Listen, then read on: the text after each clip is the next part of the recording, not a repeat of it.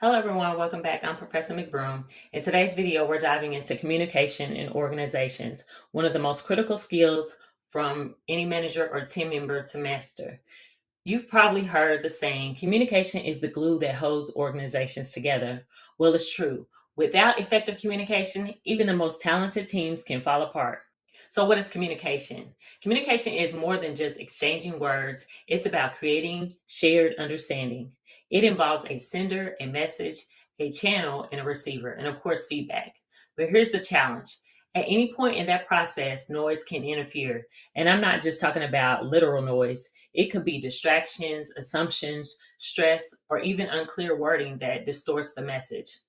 For example, imagine you're leading a project team remotely and you send an email saying, let's meet earlier next week to finalize the report. Half your team assumes you mean Monday, the other half thinks Wednesday. The project slips because the message wasn't clear. That's noise in action. A good communicator checks for understanding. A simple, does Monday at 10 a.m. work for everyone? Could have prevented that confusion. There are three main types of communication. There's verbal communication, which is spoken words, nonverbal communication, that's body language, facial expressions, and tone, and written communication, which is emails, memos, texts, or reports. Research shows that in face-to-face conversations, only 7% of meaning comes from the words themselves. The rest comes from tone, which is about 38%, and body language, which is 55%.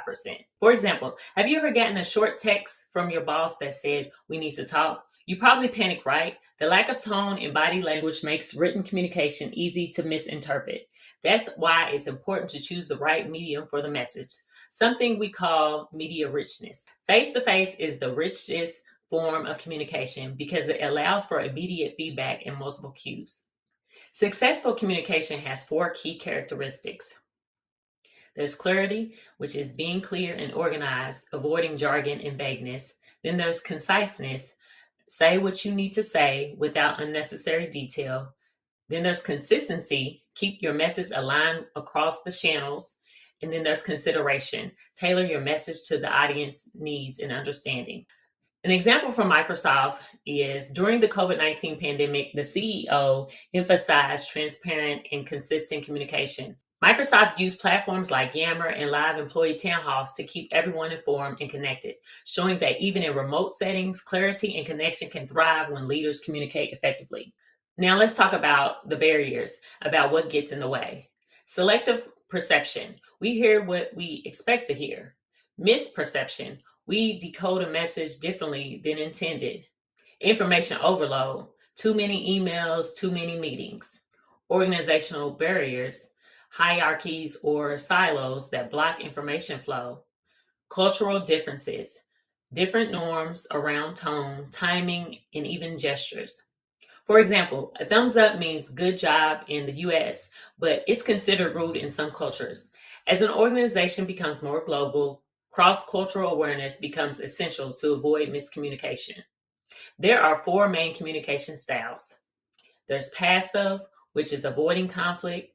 Then there's passive aggressive, appearing agreeable but acting otherwise. Then there's aggressive, dominating or intimidating others. And then there's assertive, openly communicating your needs while respecting others. The assertive style is the most effective.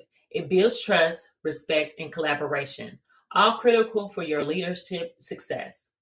For example, think about a manager who calmly and clearly explains expectations, but also listens to feedback.